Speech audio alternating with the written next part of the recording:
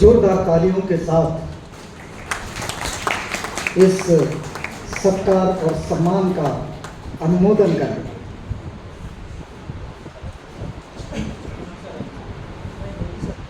नहीं, मौर्य साहब।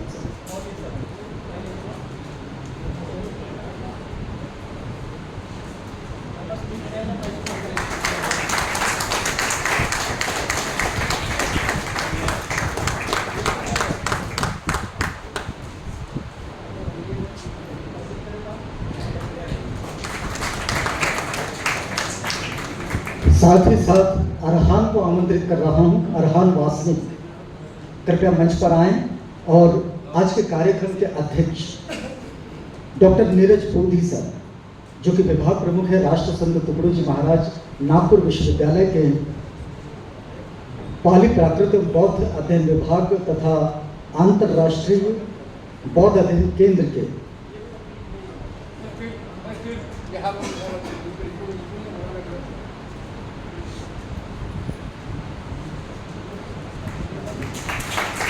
जोरदार तालियों के साथ ये स्वागत होना चाहिए।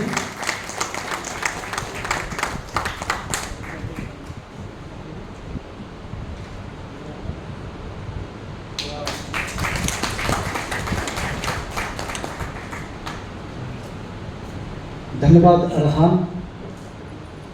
इसके पश्चात हम लोग आगे बढ़ेंगे इस व्याख्यान के सत्र में।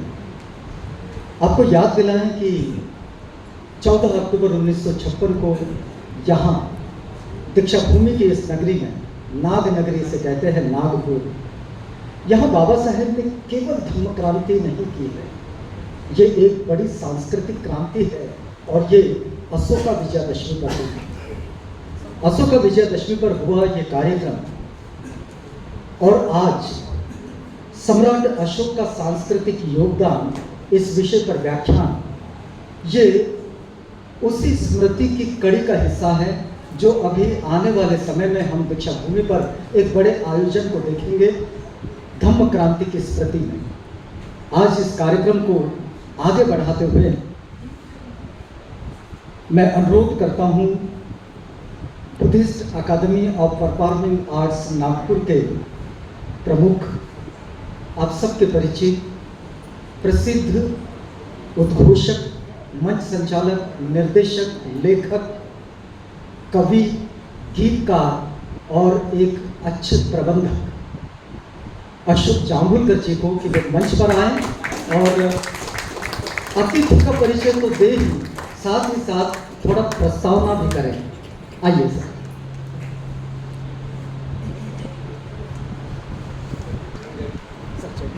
नमो बुद्धाय, जय भीम। भाई और बहनों, एक को छोड़कर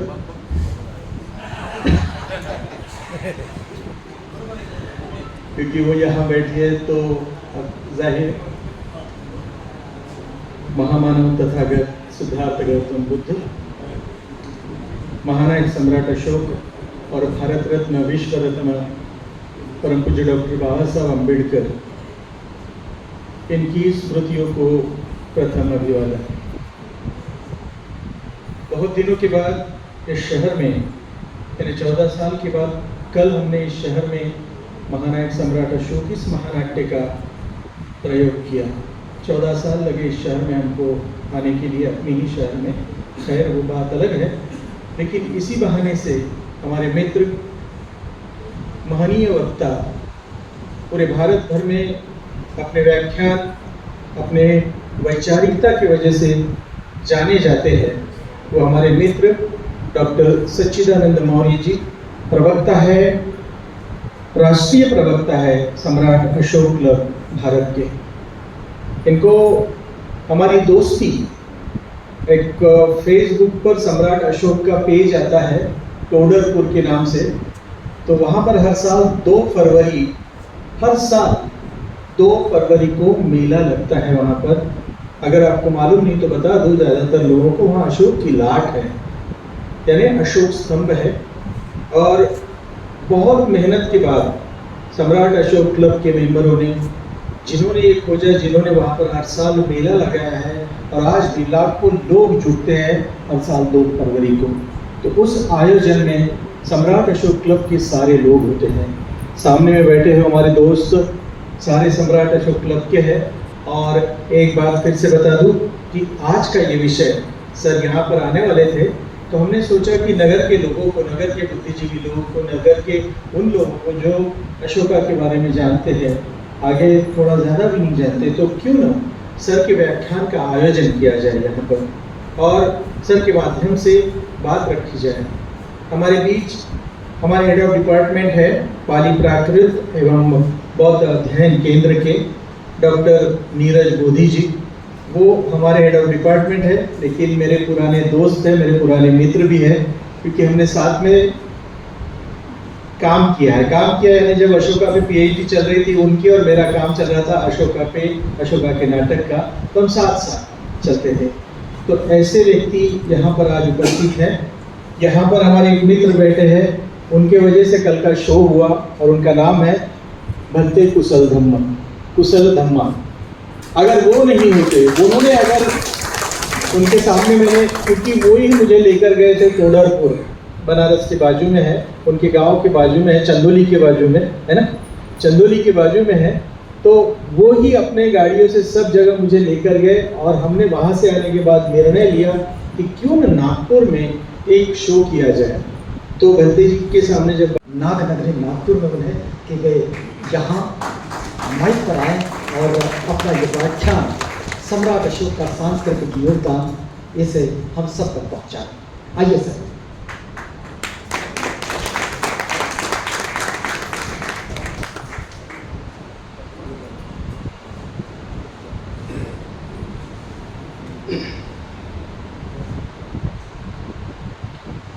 बहुत बहुत धन्यवाद।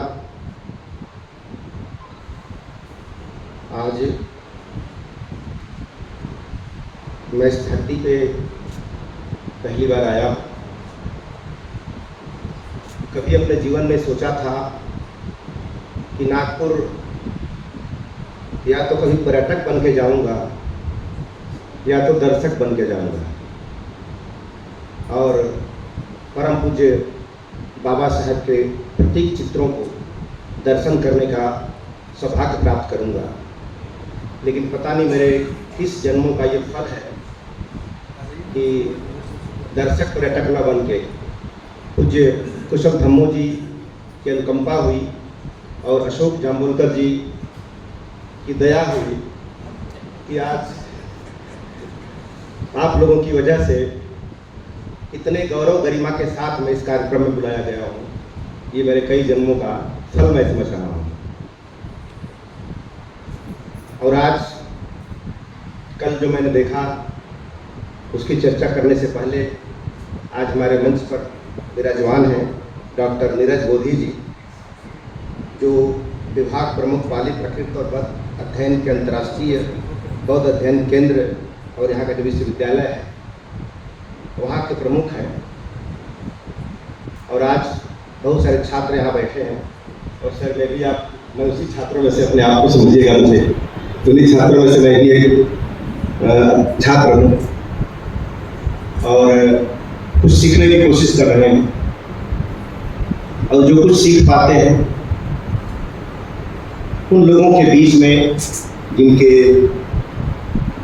पास अभी किसी भी ज्ञान आलोक नहीं पहुंच पाया, उनकी बौद्धिक संपदा को बढ़ाने की कोशिश कर रहा हूँ।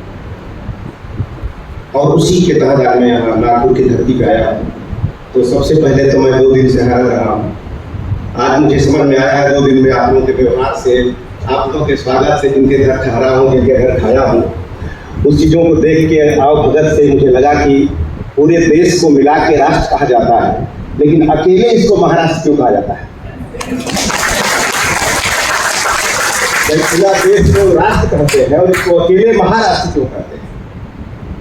इसका मतलब है कि पूरे देश ने मिलकर जो किया होगा वो कुछ खास अकेले महाराष्ट्र ने किया होगा, इसलिए इसका नाम महाराष्ट्र। और पूरा देश कैसे चलेगा ये भी तो महाराष्ट्र ने ही तय किया है। पूरा देश कैसे चलेगा ये महाराष्ट्र ने तय किया है। उन्हीं को तो बंधन कर रहे हैं हम लोग, उन्हीं को तो पूजा कर रहे हैं, क्योंकि दुनिया पहले चलती थी किसी और के इशारे पर। अब तो चलती है इनके इशारे पर, और उनके इशारे पर चलते थे तो दुनिया कैसे चलती थी, हमारी क्या दशा थी, और जब इनके इशारे पर चली तो हमारी क्या दशा है, हम अनुभव कर सकते हैं, फील कर सकते हैं। और उसी की वजह है कि मुंह तो पहले भी हमारा था, लेकिन अपनी इच्छा से खाने का अधिकार नहीं था। जुबान तो पहले भी थी, लेकिन बोलने का अधिकार नहीं था। लेकिन ये सब कुछ आज मिल रहा है मान सम्मान के साथ। तो मतलब हम लोग आजीवन जब तक जिंदा रहेंगे, जब तक खून रगों में दौड़ता रहेगा, तब तक उस परम पूज्य बाबा साहब के लोग ऋणी रहेंगे। आज हम जिनकी चर्चा कर रहे हैं महान सम्राट अशोक की। कल मैंने अशोक जामोलकर जी की जो नाटक था उसको मैंने कहा गहराई में प्रवेश करने की कोशिश की, और इस कदर प्रवेश कर गया कि खत्म होते होते वो पूरी आंसू की लहर निकल रही थी, और अंत में मैं सिसकते मंच पहुंचा, और इस कृतज्ञता को मैं अशोक जी को गले लगा कर व्यक्त किया। और आज जो मुझे जो बोलने का अवसर है और जो विषय दिया गया है बड़ा ही कठिन है, क्योंकि सम्राट अशोक से संबंधित जो बातें हैं वो बड़ी धूल में सनी हुई, धूल में सनी हुई, माटी में दबी हुई। अब एक बात को कहना बहुत अच्छा नहीं लगेगा कि अच्छा हुआ कि हम गुलाम हो गए, कि शायद गुलाम ना होते और अंग्रेज ना आए होते तो प्रिंसेप भी ना आए होते, कलिंगम भी ना आए होते। तो गुलाम होने से दुख है, लेकिन प्रिंसेप आए इसकी खुशी भी है, कलिंगम आए इसकी खुशी भी है, क्योंकि वो ना आते तो कहीं कौन बताता कि हम कौन हैं, हम कौन हैं, कौन बताता। तो मैं तो मानता हूँ कि गुरु गोविंद दो खड़े काके लाभों पाए। अगर भगवान बुद्ध हमारे पूजनीय है, अशोक अगर पूजनीय है, तो जो इनको बताया इनके बारे में हमें वो भी कम पूजनीय नहीं है। गुरु तो पहले भी थे, अशोक पहले भी थे, उनके खंडहर पहले भी थी, लेकिन चील कौओं के शौच करने का स्थान था वो खंडहर। उसने उसे पूजनीय बनाया, अंग्रेजों ने आ गया। तो हमें उनका ऋणी होना चाहिए, और हम भी उनके ऋणी हैं। और मेरी हैसियत नहीं है उस तरह की बोलने की जिस तरह के विद्वान यहाँ बैठे हुए हैं, जिन्होंने बड़े बड़े शोध किए, बड़े बड़े किताबें लिखी है। सत्यजीत जी बैठे हुए हैं, तमाम लोग बैठे हैं, मेरी हिम्मत नहीं है, फिर भी आया हूँ। तो जो आप बोलेंगे आपसे सुनूंगा, आपसे सीखूंगा, और जो मेरे पास है वो आप देंगे। विचार दोनों के एक साथ हो जाएंगे। तो 1 रुपया अगर आपके पास है, 1 रुपया मेरे पास है, दोनों एक दूसरे को दे देंगे, तब भी 1 ही रुपया। लोहा नहीं उठाएगा कोई। अगर चांदी रखा होगा तो लोहा उठाया होगा, हीरा उठाया होगा, लोहा नहीं उठाया होगा। तो चांदी रख दिया तो चर्चा हो रही है, लेकिन जिसको उठाया उसकी चर्चा दुनिया में नहीं हो रही। आज हम उसकी चर्चा करेंगे, क्या उठाया और उसका प्रभाव क्या हुआ आम जनता के ऊपर और दुनिया के इतिहासकारों के ऊपर। क्योंकि भारत के इतिहासकार थे ही नहीं। भारत में तो कथाकार, उपन्यासकार, कहानीकार, इतिहासकार कहाँ थे? इतिहासकार होते तो आज हमको आपको बोलने की जरूरत पड़ती। ये हमारे संस्कारों में होता है। आज जो संस्कार है वो हमारे इतिहास में नहीं है। इसका मतलब हमारे देश में इतिहासकार थे ही नहीं। यहाँ तो उपन्यासकार, कथाकार, कहानीकार ये थे, और उसको लिखने में सुविधा थी कि अपने हिसाब से लिखना था, कोई सच्चाई की बात ही नहीं। इसका एक उदाहरण देखो, मैं भगवान बुद्ध की मूर्ति खरीदने गया एक मूर्तिकार के पास। तो इसी एक देवता की मूर्ति खरीदा, तो बोला कि इसका 2000 लगेगा और भगवान बुद्ध का 25,000 लगेगा। तो अरे ऐसा क्यों? तो एक बड़ा रहस्य उसने मुझे बताया। उसने कहा कि इस मूर्ति को फ्री हैंड बनाया जाता है, इसमें पहचाना नहीं है कि आदमी वो है कि नहीं है। अगर बंदर की तरह दिख रहा है तो कंफर्म है कि वही है। इसमें चेहरा, आधार कार्ड मिलाने की जरूरत, लेकिन भगवान बुद्ध को तो उसी तरह बनाना है। तो इसको पत्थर फोड़वाला नहीं बनाता, इसको आर्टिस्ट बनाता है। इसको फ्री हैंड नहीं बना सकते, क्योंकि तुरंत ऑब्जेक्शन हो जाएगा कि भगवान बुद्ध की तरह दिखाई नहीं दे रहा है, इसलिए इसका 25,000 काम है। तो मैं समझा कि यही बात इतिहास में भी है कि जिसको सही सही लिखना पड़ेगा और जिनके पास सही है ही नहीं है वो सही क्यों लिखने चाहेंगे। तो कल्पनाओं में बहना शुरू हो गया और कथाओं और कहानियों का निर्माण शुरू हुआ, ताकि वो कलाकार करेगा क्या बैठ के।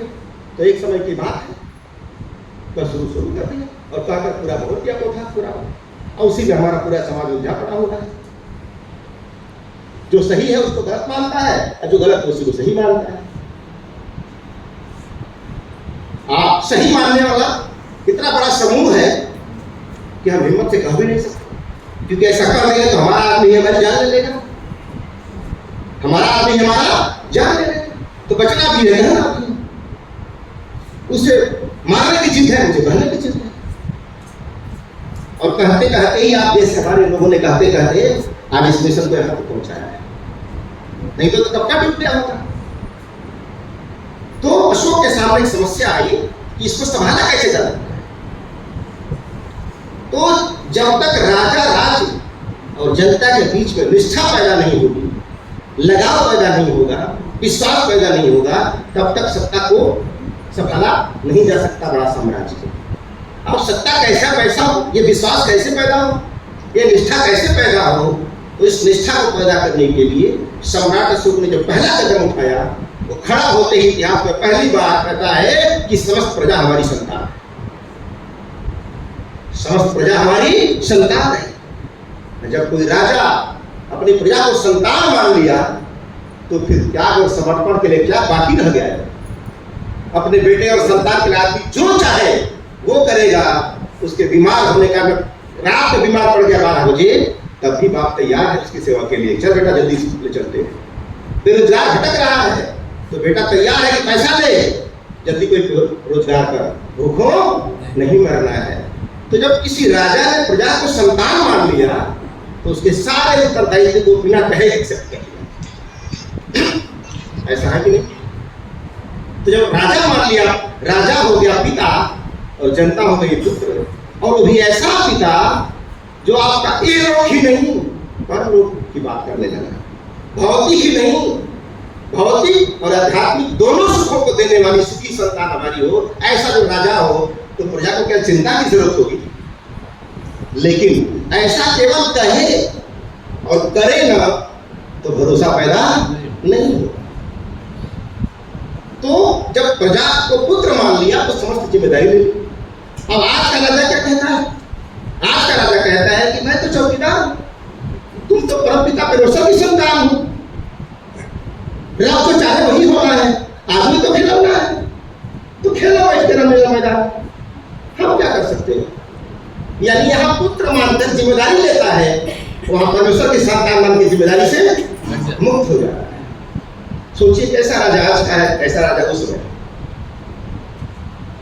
आज कहता है कि आप तो परम पिता परमेश्वर संतान, हम कुछ नहीं कर सकते, जो कुछ करना है ऊपर वाले करना है, और ऊपर वाले से मिलना है तो मैं बनवा दिया हूं जाके, देख लो बहुत दिन संघर्ष चल रहा था, मैंने बनवा दिया जाके, अब बसों से भरो और बसें भर भर के जाओ, नौकरी मांगना है, पैसा मांगना है, सस्ता पेट्रोल मांगना है, डीजल मांगना है, सब वही मांगो, रब तो चाहे वही होना है, आदमी तो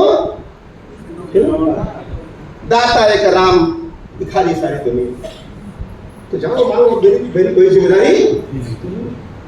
तो आज से 2300 साल पहले का राजा क्या सोचता था और आजाद भारत का राजा क्या सोच रहा है, ये गैप है विचारों में।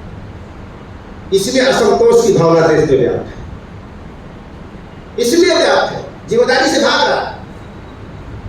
तो अशोक जब कहते हैं, इस अशोक की खूबी क्या थी कि जैसा उन्होंने कहा पिता पुत्र की बात, वैसा व्यवहार भी किया, वैसा रिजल्ट भी दिया। तब जाके जनता ने सम्राट अशोक को सम्राट अशोक महान कहा।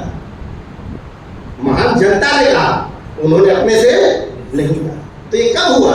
जब निष्ठा पैदा हुआ। इसका मतलब सम्राट अशोक का जो शासन है, वो शासन से अनुशासन की ओर जाने वाला एक सफर है।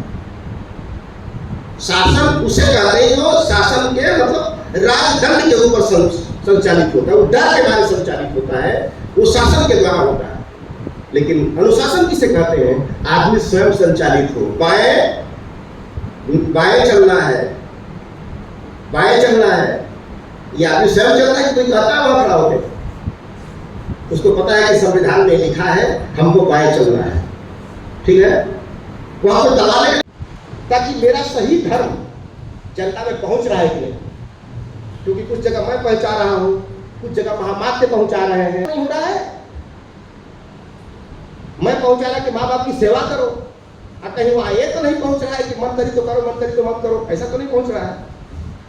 ऐसा तो नहीं पहुंच रहा कि मन करे तो करना है, मत करे तो नहीं करना, नहीं करना ही है, ये राजा का आदेश है। लेकिन पहुंच रहा है, वोल्टेज कम हो गए, उसकी फ्रीक्वेंसी कम वहां पहुंच रही है, तो राजा को चेक करना है कि जिस फ्रीक्वेंसी में भेज रहा हूं सेम वहां पहुंच रही कि नहीं पहुंच रही। इसलिए राजा का सीधा संपर्क जरूर था प्रजा से, बीच में अधिकारी की सब तो नहीं कर रहा है। तो राजा ने सीधा संपर्क स्थापित करने के लिए धम्म यात्राएं की, ताकि मैं सीधा जाके धम्म चर्चा करूंगा तो सारे कंफ्यूजन मिटेगा। इतना सारा काम हुआ,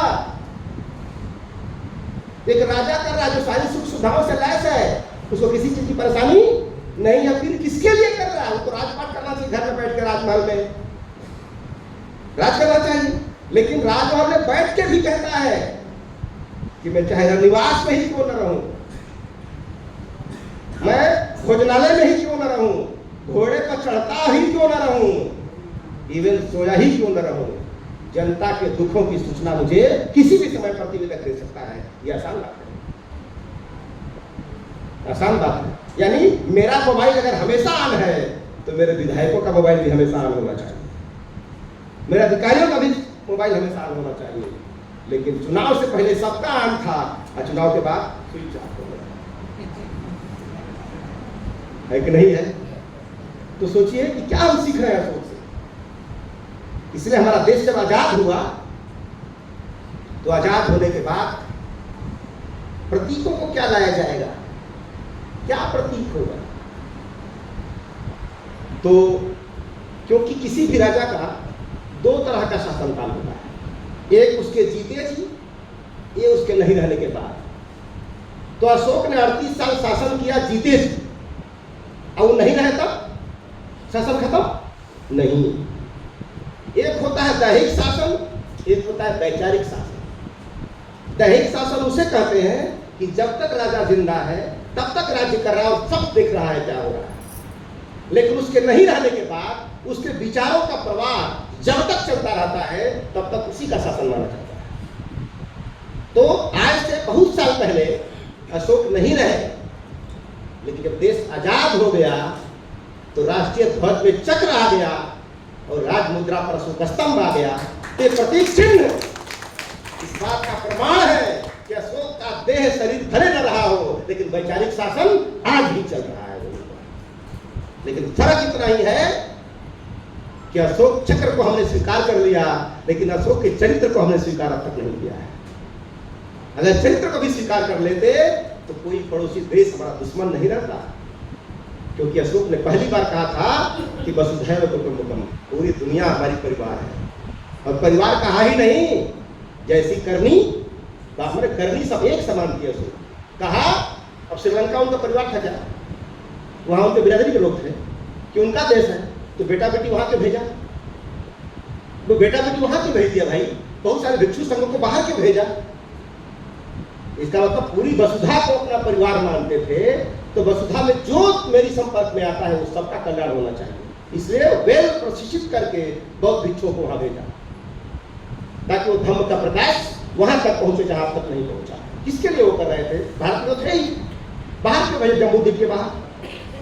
तो सोचिए, आज से कहीं 1000 साल पहले एक आदमी 2000 साल पहले सोच रहा है पूरी वसुधा हमारा परिवार है और हर परिवार के सदस्य की रक्षा करना हमारा काम है, इसलिए मैं राजा हूं। और ये जितना भी मैं काम करूं प्रजा का मुझे संतोष नहीं होता, रात दिन काम करूं प्रजा का मुझे संतोष नहीं होता है, मेरा संतोष ही नहीं होता, मैं रात दिन काम करना चाहता हूं। तो दूर देशों तक लोगों को भेजा। अब कुछ लोग आज नाटक करते हैं कि पूरी वसुधा का हम तो वसुधैव कुटुंबकम के अनुयायी। अरे यार, जो अपने भाई को भाई नहीं माना, जो अपने ही भाई को अपने ही भाई को छूत माना कि तेरा छुएंगे नहीं, तेरा छुआ खाएंगे नहीं, जो अपने ही भाई को भाई मानने को तैयार नहीं है, वो पूरी वसुधा का परिवार मानेगा। ये नाटक नहीं हो क्या? ये नाटक है और कुछ नहीं। बात तो हो सकती है लेकिन व्यवहार नहीं दिखता है। तो अशोक ने बात भी किया और व्यवहार भी किया, तब निष्ठा पैदा हुई। आज केवल बात हो रही है, व्यवहार नहीं हो रहा है, इसलिए निष्ठा पैदा नहीं हो रही। ये अशोक का सफर है और इस सफर के राहगीर हम लोग हैं, इस सफर के रहबर हम लोग हैं, इस सफर के नेतृत्व करने वाले लोग हैं। तो अशोक की जैसे गुजरी गुजर गई, बुद्ध की जैसे गुजरी हो गुजर गई, बाबा साहब की जैसे गुजरी हो गुजर गई। अब उनके विचारों के वारिस हम हैं, उनके विचारों के उत्तराधिकारी अब हम हैं। अब हमारा विचार, हमारा व्यवहार तय करेगा कि ये कैसे लोग। अगर हम गलत करेंगे तो हमारा प्रक्षेपण यहाँ जाएगा। बुद्ध के अनुयायी हैं, अगर कुछ गलत करेंगे तो लोग ये समझेंगे बुद्ध कर रहे हैं। तो आज से जान लीजिए कि दुनिया के इतने सारे धर्म हैं, वो अपने अनुयायियों के दम पे आगे बढ़ रहे हैं। अपने अनुयायियों के दम पर कोई व्यक्ति किसी समय का सदस्य हो, लेकिन पढ़ता तो सेंट जॉन नहीं है ना बेटा उसका, सेंट थॉमस नहीं ना पढ़ता है, गुड मॉर्निंग ही ना बोलता है रोज सवेरे, तो सलाम अलैकुम कहने से धर्म नष्ट हो जाता है और गुड मॉर्निंग बोलने से बौद्धिकता का पता चल जाता है। कोई सलाम अलैकुम बोल दिया तो उसे धर्म का पता चल जाता है, अगर गुड मॉर्निंग बोल दिया तो पढ़ा लिखा होने का प्रतीक होता है, उससे धर्म का एहसास नहीं होता। ये भी किसी धर्म का है गुड मॉर्निंग। तो ये दिमागी रोग है हमारा, इस शब्दों में भी हम धर्मों की तलाश करते हैं। तो इस तरह से अशोक ने इस चीजों को दिया। तो कहा कि मैं किसी भी धर्म का व्यक्ति हूं, अगर कोई झूठ बोलता है तो उसका कोई धर्म में क्या फल जाता है, कोई शराब पीता तो क्या कोई धर्म में क्या फल पड़ जाता है उसका, कोई महिलाओं का सम्मान नहीं करता उसका क्या धर्म में क्या फर्क पड़ जाता है उससे, और वो झूठ बोलता नहीं, शराब नहीं पीता, कुछ भी नहीं करता ये सारे काम, तो भी